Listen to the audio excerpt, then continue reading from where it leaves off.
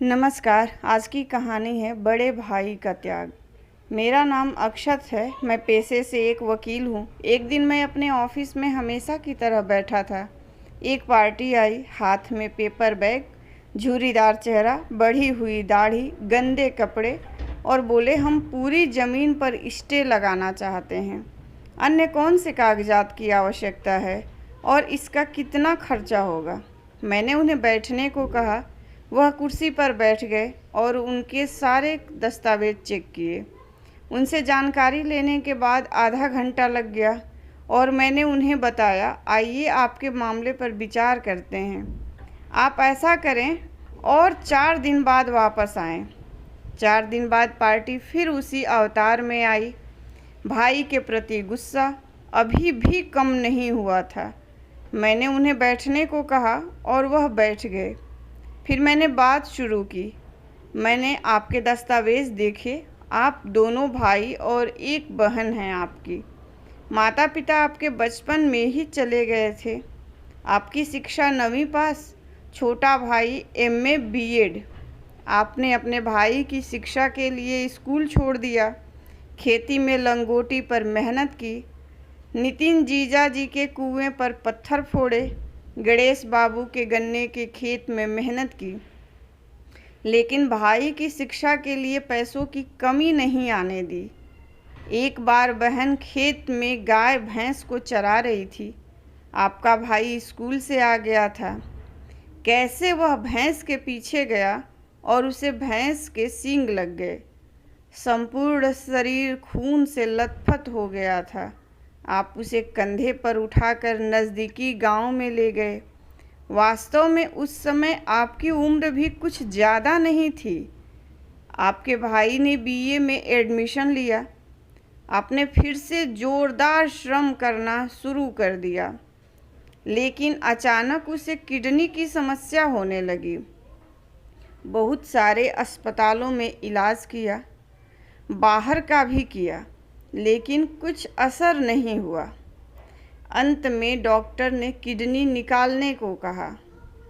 अफसर बनने के बाद बहुत घूमना पड़ता है, काम करना पड़ता है। तुम्हें हमसे ज़्यादा तकलीफ़ होगी। हम खेती में रहने वाले लोग, हमें एक किडनी होगी तो भी चलेगा। ऐसा कहकर आपने अपने भाई को एक किडनी डोनेट कर दी। आपकी पत्नी के नहीं कहने के बावजूद आपने किसी की ना मानी। भाई एमए की पढ़ाई के लिए हॉस्टल पर रहने गया। घर में अगर कभी नॉनवेज बनता था तो आप डिब्बे में पैक करके अपने छोटे भाई के लिए ले जाते थे। कोई त्योहार आया तो पूरियों का डिब्बा घर से लेकर आप हॉस्टल का अंतर 25 किलोमीटर पर उसे देने के लिए साइकिल से जाते थे। उसके बाद जब छोटे भाई को नौकरी लगी तो आपने गांव में मिठाई बंटवाई। 3 साल पहले उसकी शादी हुई थी। भाई को नौकरी मिल गई, भाई की शादी हो गई। अब तुम पत्नी बच्चों के साथ सुखी रहोगे, लेकिन हुआ उल्टा ही। शादी के बाद से भाई घर नहीं आता। बुलाते तो कहता है मैंने अपनी पत्नी को वचन दिया है। घर पर पैसे नहीं देता, पूछने पर कहता है कि कर्ज है। पिछले साल नागपुर में फ्लैट लिया, पूछा तो बोलता है कि कर्जा लेकर लिया है। सब कुछ कहने के बाद में थोड़ी देर रुका और फिर कहा, अब आपका कहना है कि उसने अपनी कमाई का लिया हुआ उस पर स्टे लगाना है। उसने जल्दी से कहा, हाँ बराबर। तभी मैंने कहा, स्टे लागू किया जा सकता है। भाई द्वारा खरीदी गई आय का हिस्सा भी आपको मिलेगा, पर आपके द्वारा दान की गई किडनी वापस नहीं की जाएगी। आपने उसके लिए जो जीवन बिताया वह आपको कभी वापस नहीं मिलेगा। और मुझे लगता है कि इन बातों के आगे उसने जो फ्लैट खरीदा है उसका मूल्य शून्य है। वकील की यह सब बातें सुनकर उसका मन बदल गया। तभी वकील ने उसे कहा, आप उसके तरह मत बनो।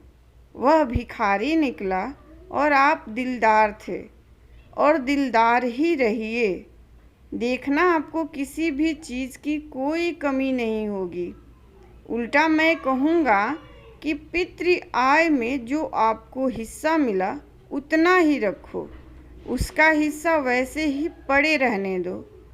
कोर्ट कचहरी करने के बजाय अपने बच्चों को शिक्षित करो। यह सब बातें सुनकर उस वृद्ध पार्टी ने 10 मिनट तक सोचा, सारे कागज़ बैग में रख लिए। अपनी आंखें पोंछते हुए वह बोला, चलता हूँ साहब। इस बात को 5 साल हो गए। एक दिन वह पार्टी अचानक ऑफिस आ गई।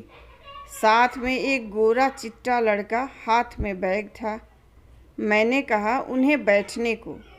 तभी वह बोला, मैं बैठने के लिए नहीं आया हूँ साहब, मिठाई देने आया हूँ। यह मेरा बेटा न्यूजीलैंड में रहता है, कल ही आया। अब गांव में 3 मंजिला घर है, 8-9 एकड़ खेती ली है। आप बोले थे ना कोर्ट कचहरी के लफड़े में मत पड़ो, इसलिए तभी से मैंने बेटे की पढ़ाई का रास्ता पकड़ा और मेरा सब अच्छा होता चला गया। उस पार्टी की बातें सुनकर मेरा दिल भर आया। गुस्से को योग्य दिशा दी तो वापस गुस्से का वक्त कभी आएगा ही नहीं, और जीवन में पश्चाताप भी नहीं करना पड़ेगा। धन्यवाद। कहानी पसंद आई हो तो लाइक कीजिए, शेयर कीजिए और प्लीज़ मेरे चैनल को सब्सक्राइब कीजिए।